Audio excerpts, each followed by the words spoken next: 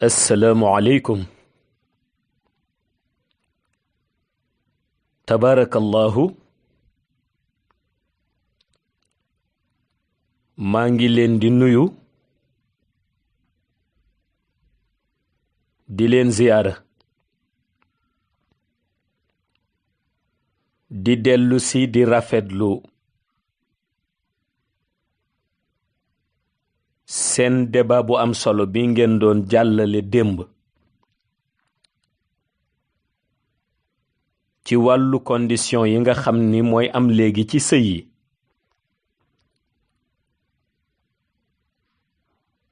léeg-léeg nga dégg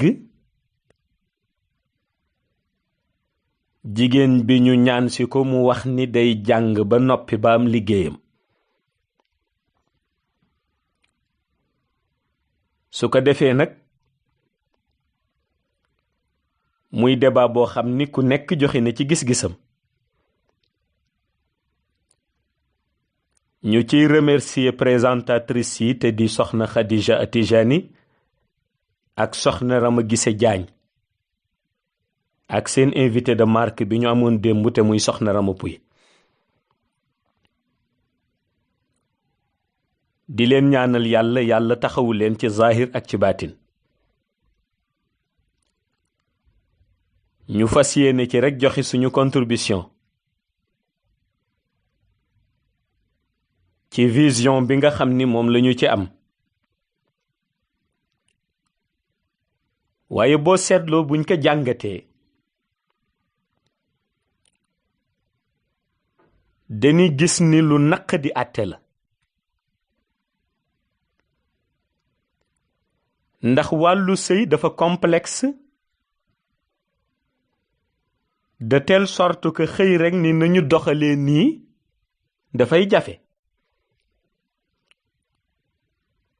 waaye du tee xanaa ñu seetlu rekk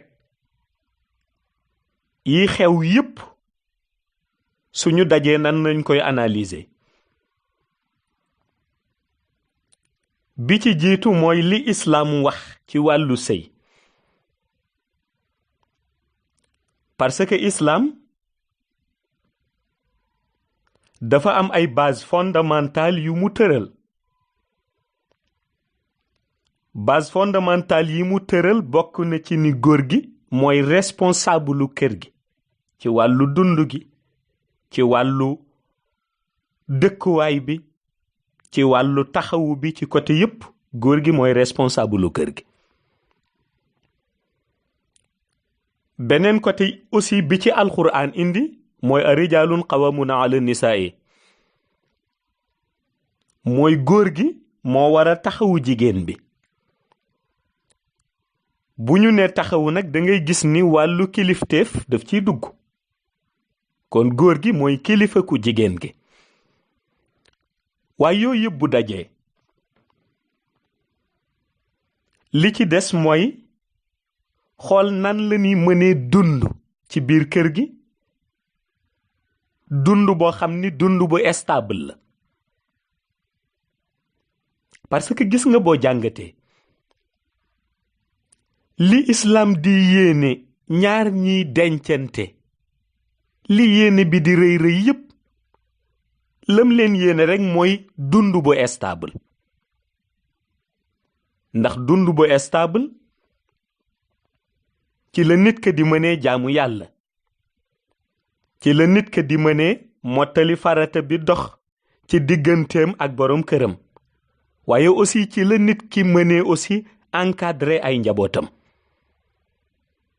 yooyu yépp ci benn base la tegu muy ci wàllu stabilité moo tax stabilité bu amul harmonie mënul am ci biir kër gi léegi nag loolu yépp day dellu rekk ci waxtaan ndax ñaar ñiy dencante bu ñu waxtaanul ba juboo laata nuy dugg seen kër lu leen ca arrivé ñoo tooñ seen bopp kon nag mi ngi dellu si ni góor gi mooy responsable dëgg la waaye ndax góor gi mën na motal la mu war a doxal ci digganteem ak soxnaam yépp ndax mën na ko motal question bu jar posé la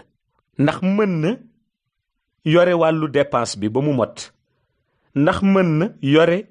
di fay facture yi ndax mën na engagé wu ba li ko war yépp ci digganteem ak soxnaam mu mën ko respecter loolu mooy question bi jiitu bi su boobaa nag nga analyser ci benn angle bi mooy société bi dafa am ay réalités société bi dafa am ay réalités xam nga am na loo xam ni su ko ñenn mbokk yu waxee dama ciy d'accord ak ñoom parce que boroom kër gi la denc mais du farata ci moom que mu nekk fi di la wax yii nga xam ni Sénégal dañu ko def aada ba aada bi ëpp leen doole te amatuñu kuñ ko dénk ñu fas yéene ko féeteyoo muy diggante bu jigéen ji amee njaboot nañu jox njëkk ya lële nañu jox yaay ja lële nañu jox goro ya lële yooyu aada la yoo xam ni Sénégal ñoo ci dugal seen bopp ba aada bi ëpp leen doole amatuñu kuñ ko dénk loolu nag du farata ci góor gi moom aussi mu bëgg nag dund ci sa façon dundinu aada boobu dootul farata ci góor gi moo tax nga gis la majeure partie ci góor yi boo leen ko waxee ñu ni sama yoon nekku ci ndax dafa dul farata ci ñoom léegi nag bu question bi dellusee maanaam boo ko deful nu xas laag boo ko deful nu am fuñ la dëkkal kooku ñi gëm aada ñoo koy régler seen biir ñi gëm aada ñoo koy régler seen biir te nag toll na foo xam ni ci société bi tey li ci jigéen ñi wax ñëpp dëgg la waaw li ci jigéen ñi wax yëpp dëgg la boo ko deful rek ñu commencé sa sëy sax mën na ca jaare tas waaye même ci côté boobu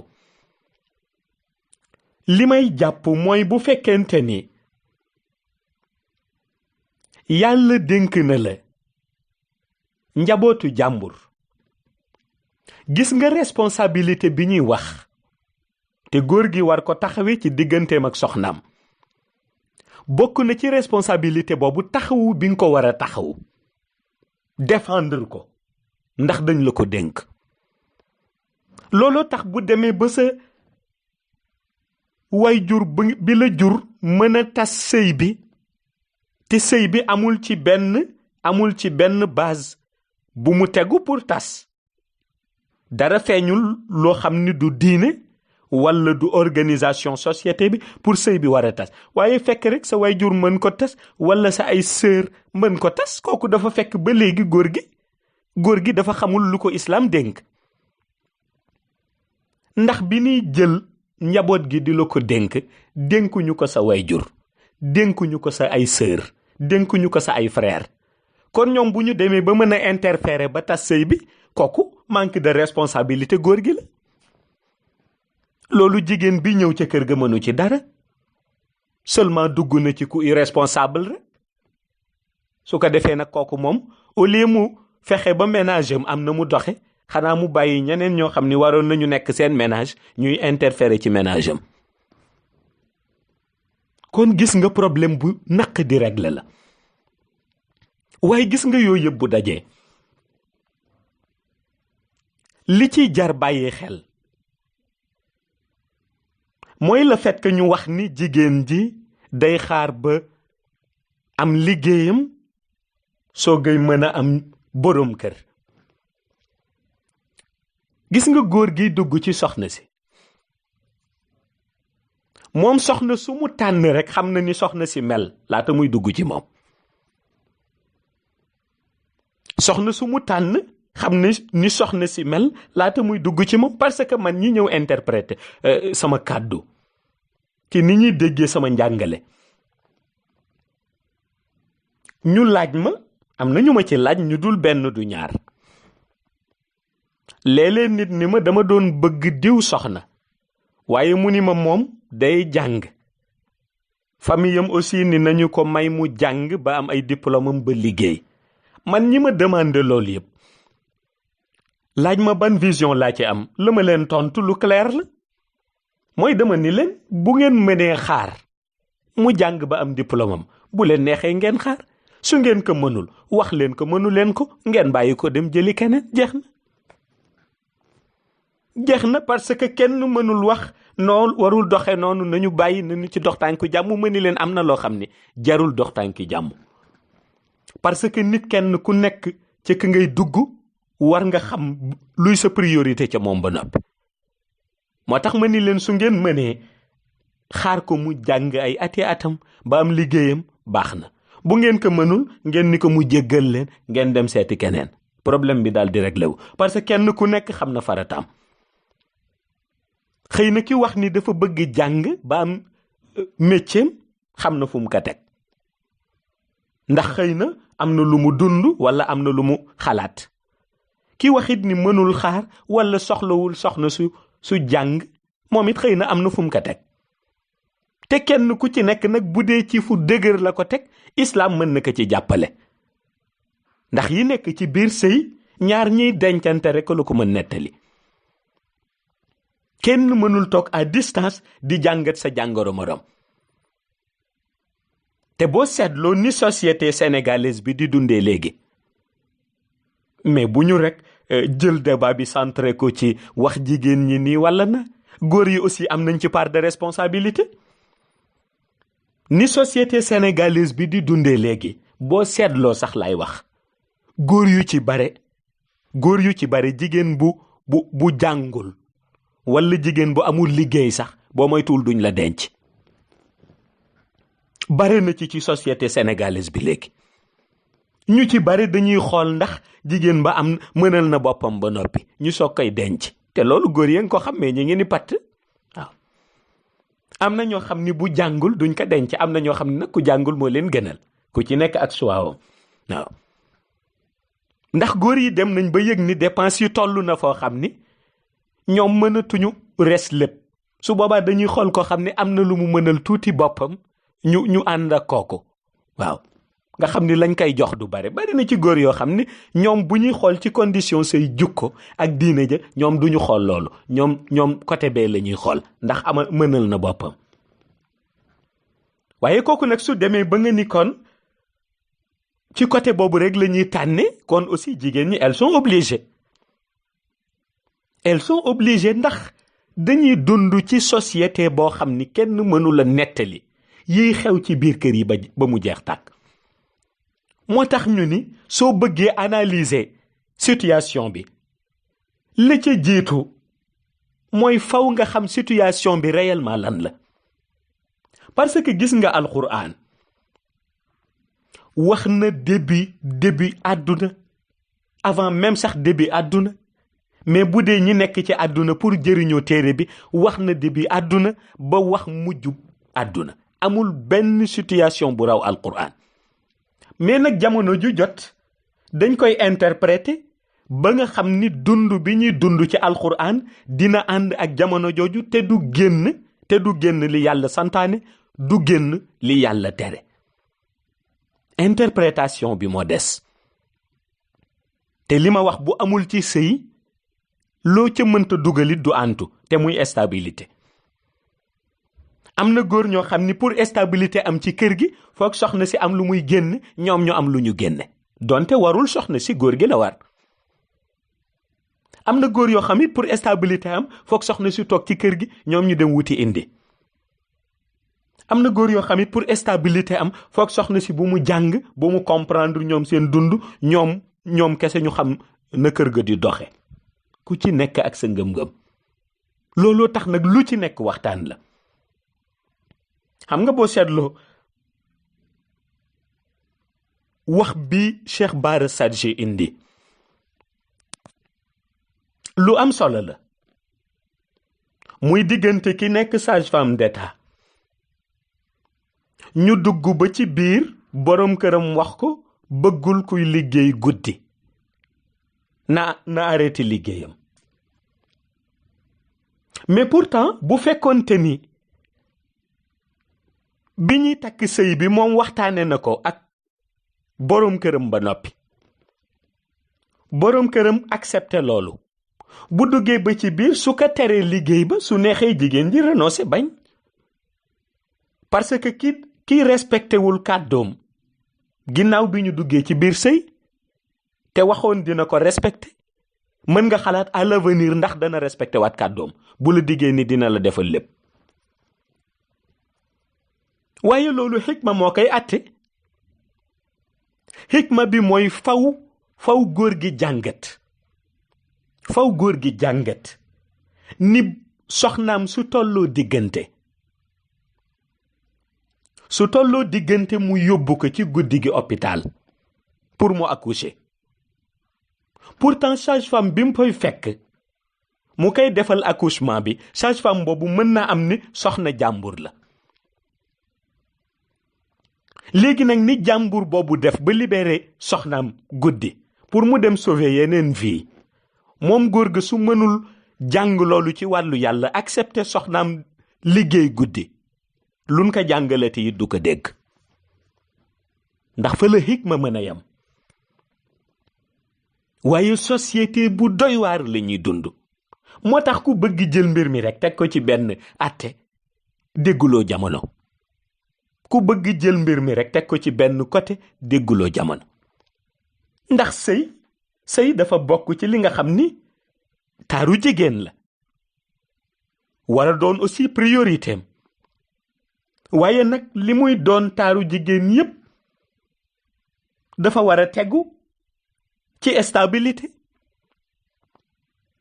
stabilité bi mooy dund dañ koy organiser. xëy na nag ñi wax ni ñoom dañoo bëgg seen doom jàng ba am ca la mu jàpp soo gay dugg ci sëy ñàkkul ni vivre nañ ca expérience boo xam ni xam nañ ni dund bi mënul organiser lu dul loolu am. lenn rek la islam di bañal jigéen ji ko def mooy jigéen ja utiliser liggéeyam pour ñëw am kilifteef ci kaw boroom këram loolu islam du ci d'accord. walla mu utiliser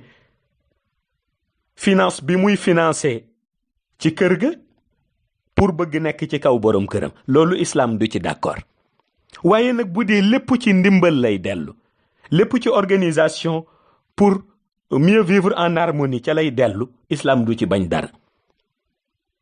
looloo tax ndeysaan hakim yi wax ni dina tollu jamono ku ne rek analyser sa kër waaye ku nekk rek aussi jéemal régler sa problème mais nee nañu boo toogee bëgg régler problème yëpp boo moytuwul nga gag ndax li lay gagloo mooy problème yëpp bokkuñu kenn ku ci nekk am na lu tax le pourquoi kenn ku ci nekk am na lu tax waaye nag léeg-léeg mu nekk aussi liy sonal soxna sa ndax ni ngeen ko nettalee muy léeg-léeg nga gis soxna su dem jàng ay ati at dem ba am liggéeyam am lépp di liggéey waaye nag boroom kër jafe ko ndax xëy na âge ba nga xam ni ca lañ ko doon bëgg âge ba weesu na ko mu toog mënul am boroom kër waaye loolu aussi day dellu ci dogalub yàlla ndax yàlla mooy dogal sëy li ci nit ñi di def mooy sabablu mais li ci des yàlla mooy dogal ndax ñaar ñi yàlla war boole na leen ca xayb laata ñuy ñëw ci monde shahada moo tax bu doon benn jouru mariage sax dinañ ko passé ñoom ñaar bu doon benn mois de mariage dinañ ko passé ñoom ñaar bu dee seen giiru dund la ñuy marié dinañ ko passé ñoom ñaar ndax yàlla dogaloon na ko ca xayb laata ñuy ñëw ci shahada moo tax ki tollu ci at yooyu gisul ku ko denc bu ñu rek basé wu ci ni njàngam moo ko tardeel wala ñu ni liggéey ba mu am moo ko tardeel dogalub yàlla mi ngi ci biir xëy na yàlla moo tëraloon ni lool moo nar nekk destin woon bu ñu seetloo inconvénient bi muy am parfois ndax xam nga ñi ngi tudd wàllu doom ñenn ñi tudd wàllu planification wax ni xëy na tardeel na ñenn ñi ni noonoo yéex sëy bi la ku ne wax mais gis nga dañu xamul ni sëy déjà doom bokkul woon ci condition yi lu tax bokkul woon ci condition yi mooy doom yàlla moo koy joxe léeg-léeg nit teel a sëy à l'âge de 13 ans sax dund ak boroom këram 90 ans te mësul am benn bant waaw kon doom yàlla moo koy tànn yàllaay xool ku ko neex mu may ko njaboot ba ko neex waaye li ci des aussi muy ci benn côté bi inconvénient bi ci ne inconvénient bu ci ne muy jigéen bi bu demee ba am liggéeyam am otoom yore xaalisam inconvénient bi ci ne mooy mag ñi li ñu jàngale mag ñi dañu wax ni góor gu yàlla dénk pouvoir ak jigéen bu yàlla dénk alal nee na ñaar ñooñu pour ñu xàmme ñi leen bëgg ngir yàlla dafay jafe mag ñi ñoo ko jàngale nee nañu góor gu yàlla dénk pouvoir ak jigéen bu yàlla dénk alal nee na ñaar ñooñu pour ñu xàmme ñi leen bëgg dafay jafe ndax bu dee góor gu yàlla dénk pouvoir ñu ni junney jigéen mën nañ ko bëgg fekk bëgguñu ko ngir yàlla dañu ko bëgg ngir pouvoir bi ko yàlla dénk te bu dee dañu ko bëgg ngir pouvoir bi mooy wane ni kon réellement bëgguñu ko moom pouvoir am lañ bëgg benn côté la ci waaye bu dee jigéen bu yàlla dénk alal it bu dee jigéen bi yàlla dénk alal ñu ni it téeméeri góor mën nañu ko bëgg waaye fekk bëgguñu ko moom réellement alalam lañu bëgg looloo tax mag ñi jàngale woon ni góor gu yàlla dénk pouvoir ak jigéen bu yàlla dénk alal pour ñu xam ñi leen bëgg ngir yàlla dana jafe ñu ni ndax bu dee góor bi jigéen ñu bari mën nañ ko bëgg fekk bëgguñu ko moom pouvoir bi lañ bëgg waaye bu dee jigéen bi aussi góor yu bari mën nañ ko topp fekk toppuñu ko moom alalam la ñuy topp loolu mooy inconvénient bi te defe naa ki yorul dara nag moom nekkul dara ku ko bëgg rek dana xam ngir yàlla tax ndax du gis nit la ko nit ka di bëggee lu dul diineem waaye pour wax la rek ni yooyu jar di jàngataat la ndax jarul di xeeb waaye aussi lu complexe la moo tax kenn mënu ko àtte rek ci benn vision kenn mënu ko àtte ci benn vision xëy na nag dëgg la ñu bari ñu ngi roy les occidentaux di leen roy ba adopter seen mode de vivre ba adopter seen mode de vie te aussi nag boo adopter seen mode de vie rek daanu nga ci kàmbo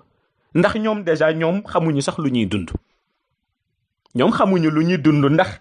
bu islam indee baatu masna wa sulaasa wa rubaa muy ñaar nga am droit denc ñaar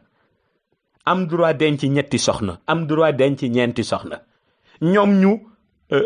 bañ a utiliser islam wax ni benn rek la ñuy denc la ca ëpp pourtant ci ñoom koo ci gis mu denc benn ma nga am benn maîtresse am ci wet gi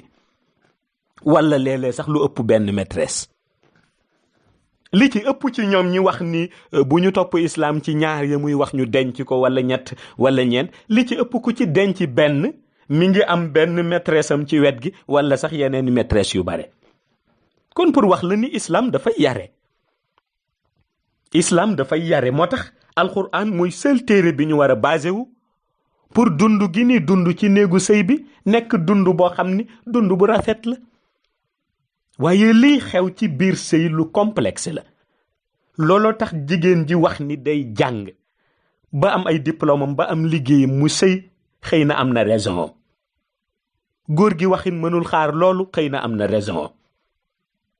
ki dugg ci biir sëy ba noppi di liggéey xëy na am na raison am lu ci nekk rek waxtaan moo ci tane ci ñaar ñi ko seq lu ci nekk waxtaan moo ko tane ci ñaar ñi ko seq waaye yàlla dogal na kenn ku nekk ñu bàyyi la ak sa xelu bopp kenn ku nekk ñu bàyyi la ak sa xelu bopp nga xool li la doy ndax mooy enseignement yu yonent bi sallallahu alayhi wa sallam indi pour ñu war ko appliquer enseignement yooyu boo ci bàyyee benn da ngay fàtte sa bopp looloo tax kenn mënul wax ni ki wax day jàng ba am liggéeyam nekkul ci dëgg kenn mënul wax ni ki wax ni moom du xaar nekkul ci dëgg parce que ku ci ne am na raison te société bi nu nekk actuellement gis nga ni muy doxe wax naa leen ko góor ñi léegi bari na ca ñoo xam ne du ñu denc sax ku amul liggéey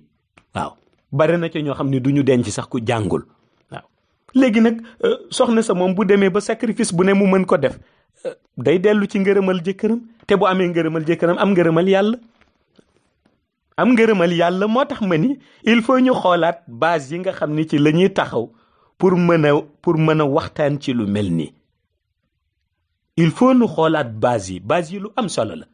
la ñu mën rek mooy joxe ci ay conseils waaye nag pour rek tëral ni nii la war a tëdde dafay jafe ndax léeg-léeg nit ni alxuraan nee na fekk déggul alxuraan léeg-léeg nit ni hadis nee na fekk déggul hadis réalité bi dëgg-dëgg nga xam ni moo war a am ci biir kër gi benn tomb la muy instabilité dal ba fa war a am léegi nag yan condition ñooy réunir ci biir kër gi pour dal am mi ngi des ci ñaar ñi seq sëy bi diggante boroom kër gi ak soxnaam ci noonu la ñuy waxtaane waaye boo gisee léegi divorce yi bare nga xam ni koo dégg ni dem na sëy bala 1 mois nga dégg ni retourné na divorce mooy parce que dañuy dox boo xam ni ku nekk rek da nga gëmm di dugg ci loo xamul ku nekk da nga gëmm di dugg ci loo xamul sage yi laajatuñ leen seen xalaat ñi xam li xew laajatuñ leen seen xalaat te loolu lu jafe la ndeysaan boo seetloo gis nga Cheikh Alé Niang Atijani mi dañ ciy waxtaan maag moom ma ñëw këram nu toog di waxtaan ndeysaan mu am yu ma nettali ndeysaan ci dundam amit lu ma nettali ci organisation wàllu sëyam wax ba tàyyi ba yàgg mu ni ma sang bi daal dama bëggoon teg yooyu yépp ci suuf bañ a dugg ci dara te ma laaj la sa xalaat fan nga may orienté ma ni ko nag man miinuma di orienté nit ci wàllu naan dencal kële wala dencal kële ma ni ko li ma miin mooy damay bàyyi rek nit ki xool li ko doy mu ñëw ni ñaanal ma ñaanal ka yàlla mottali seen diggante mu ni ma waaye ku demul ba xamati fan la war a jëm nag sañ na dellu fa mu jóge woon ma ni ko dëgg la mu ni ma orienté ma rek ma bañ ba tàyyi mu ni ma naa ko orienté ma ni ka ñu baax ngi fi nag ndeysaan ma ni ko ñu baax ngi fi daal di koy orienté wallaay ndeysaan mu taxaw ca ba sëy ba na muy amee ci orientation rek pour wax la am na ñoo xam ni ku leen laaj sa xalaat ñu orienté la ndax ñoom dañuy gis ëllëg waaye nag majorité bi laajatuñu xalaatu kenn da ngay xëy rek dégg denc nañ benn nit koo xam ni yow mi am baatin sax boo xoolee nit ki xam ni moom ak kii duñu yàgg ñu ñëw rek ni denc nañ ko duñ la laaj waaw su ko defee buñ la laajul aussi doo mën lu dul rek maandu ca moo indi nga dégg denc nañ ko tey divorcé nañu suba parce que qualité yi ñu war a tànn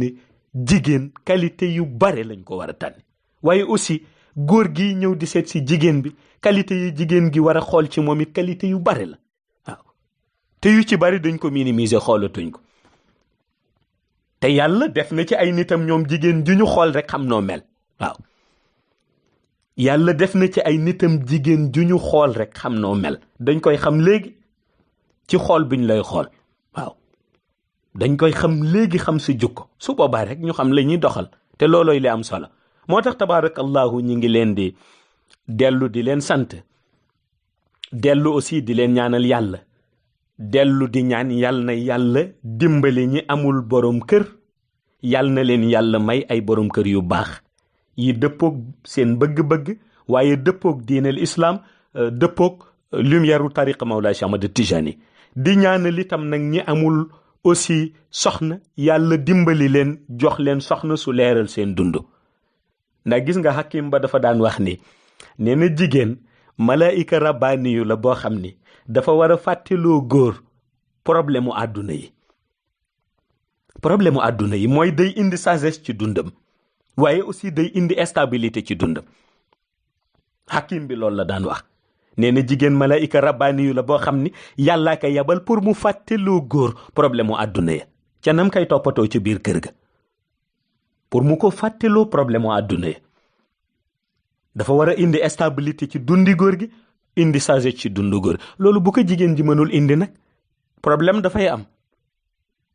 waaye aussi góor gi bu mënul indi moom it confort ci biir kër gi indi sécurité ci biir kër gi problème dafay am te manque de sécurité du rek benn agresseur dajji sa buntu kër agressé la déedéet manque de sécurité bokk na ci jigéen baa ngay sëy ca kër ga waaye xel ma dalul minute bu ne goro ga mën na tas sëy ba minute bu ne belle-sœur ba mën na tas sëy ba minute bu ne beau-frère ba mën na tas sëy ba foofu la manque de sécurité yam. looloo tax faw ñu dellu réorganiser waat suñu dund xool ci benn gis-gis bi fa ñuy teg suñu tànk. lu am solo la lu ci ne rek ñu analyser ka nag selon ci concept yi nga xam ni ca la tëddee. ndeysaan maa ngi dellu di ziyaare suñu mama ndeysaan mama soxna Mbay tabarakallahu maa ngi déglu démb kàddoom yu rafet yëpp ak fa mu ko tënke ndeysaan moog mama Nafisatu ndeysaan waaw seen kàddu yëpp tabarakallahu nañu ko tënkeek nañu ko indee waaw kenn ku ci nekk tabarakallahu gis nga mag ñooñu ñu jar di bàyyi xel lañ. xam naa léeg-léeg rek Cheikh Babacar di leen tooñ di wax ma ni ko bàyyil mag ñi, ndax mag ñi dañoo dund jaar ci sëy, expérience bu ne dañ ko am. dañu dem aussi ci ay kër di àtte ay sëy, expérience boobu ñu jële fa. dañu dellu aussi di yóbbu seeni turandoo yi nuy sëy, expérience bu ne am nañ ko ci sëy. moo tax lu ñu la wax rek bàyyi ci xel waaw, ndax ñoom duñu wax mukk pour nii, dañuy wax ndax dañu xam société sénégalaise na mel. kon yal na yàlla taxawu leen, yal na yàlla sàmm leen, yal na yàlla dëgëral seen pas-pas, dëgëral seen yéene ci barke yonente bi, barke Mawlaay Cheikh Ahmed Tijani Chérif. assalaamu aleykum wa rahmatullahi taala wa barakatuhu.